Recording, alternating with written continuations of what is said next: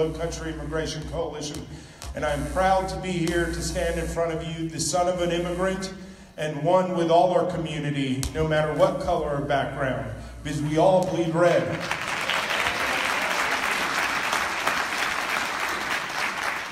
This is the message we are passing down to our growing Latino community as our other minority communities shrink and our Latino community grows, is that we are better united than separate. We are one together, and we are here in the beloved community of Martin Luther King, and the fight that he has fought for not only African Americans, but for all. And I tell you today, as a representative of the Latin community, the fight is real today for our brothers and sisters.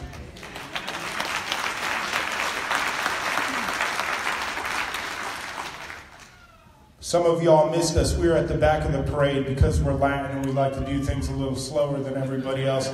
But I wanted to acknowledge we had a really nice group of people, probably about 30, 40 people. Guillermo Brazon and his wife put together a children's chorus, and they were singing in the back there. I'm not sure most of y'all got to hear that, so I wanted to thank them. And hopefully we'll get up there in front next year. And we're really excited also to have a children's chorus, folkloric Latin dance group here today also. But one of the things of issue of the 21st Century Civil Rights Challenge that many of you may have heard of and many of you may not have heard of is our young Latino children who are now becoming adults that were brought here by their parents. It's otherwise known in our legislature and the federal government as the DREAM Act. And I'm here today to highlight the need for a DREAM Act. These children who we know as dreamers, who are young adults, are linchpins in our community. They know their Latin culture, they know their American culture, they speak both languages, and they are more American than you and I. And so with that, I introduce George Canick, co-chairman of the Lowcountry Coalition, who will then introduce Jessica, a dreamer, who will give you her story, and we will then have our performance. Thank you very much.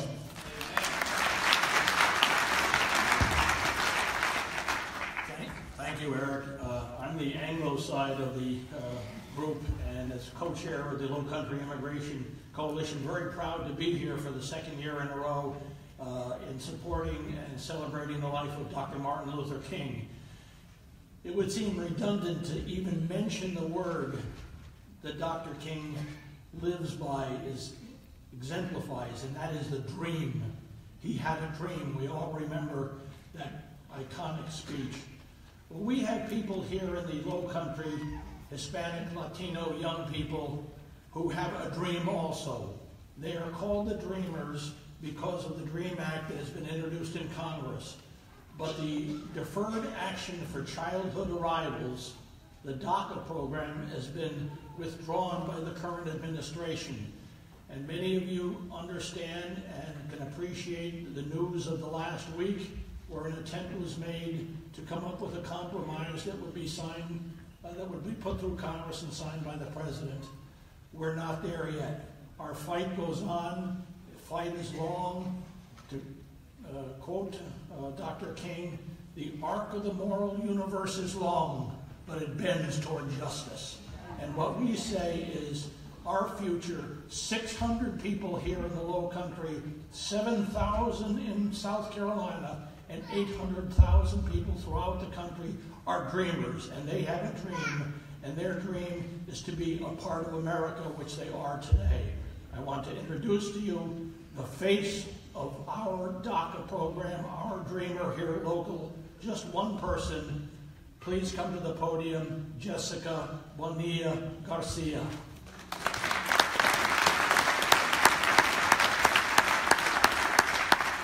Hello, everybody.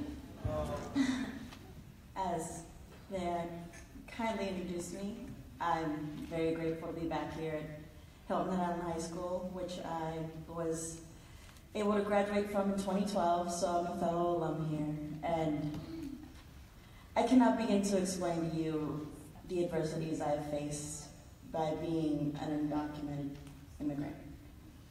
I didn't have a choice to come here. I came here when I was 4 years old. All I did was follow my parents, who were looking for nothing but a better future for our family.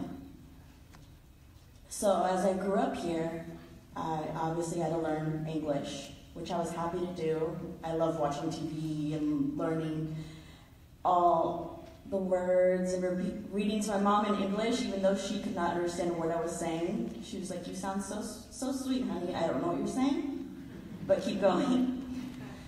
I love learning. I went to every single school here. Hilton had elementary school, Hilton had middle school, Hilton had high school.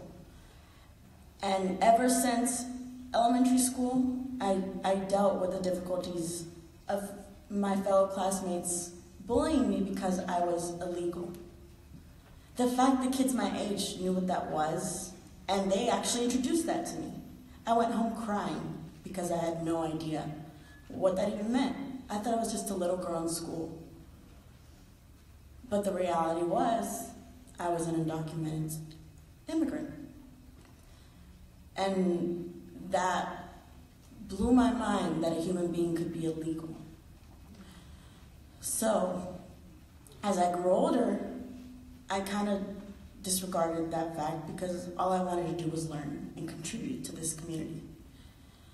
So I did everything I could to get good grades, volunteered, grew up being an American citizen. Obviously I enjoyed my culture because I'm forever going to be Mexican. But the reality is this is my home. So once I got to high school, that's when it started becoming real. Everyone started talking about going to college. I was a straight-A student, volunteered, did every single organization in the school. I loved this school. My senior year, that was the first year we became Palmetto's finest. I was so proud of our school. I played soccer. My soccer team won state championships 2 years in a row. And I was able to contribute to all of that. All I wanted to do was contribute and be a good American citizen. But in everybody else's eyes, I'm not wanted. I've never been wanted. But all I want to do is contribute. So when everybody was saying, "Oh, I'm going to go to this college, I'm going to go to this college," where are you going? I had no idea because I did not have a social security number. That was the one thing that was keeping me from moving on and getting the education that I so wanted. But miraculously, that's when DACA came along. And I was able to apply for it. It took a lot of money. It set my family back a little bit. But through all the paperwork and all the proof that I needed to show of my good merit, that all I've done here, I was able to get DACA. And that alone let me go to Columbia College. So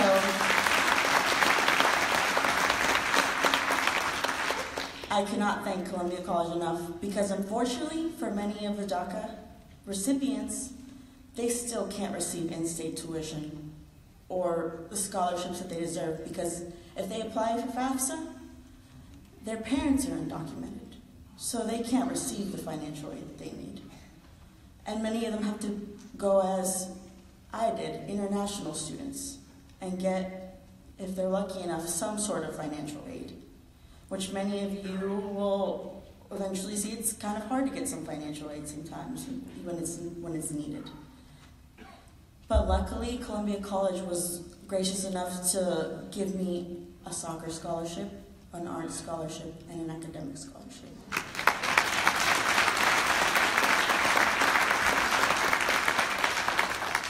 So now, I'm blessed to have graduated 2016 from Columbia College with a Bachelor of Arts in Graphic Design, and now I'm working at a local print shop, Curry Printing, as the graphic designer.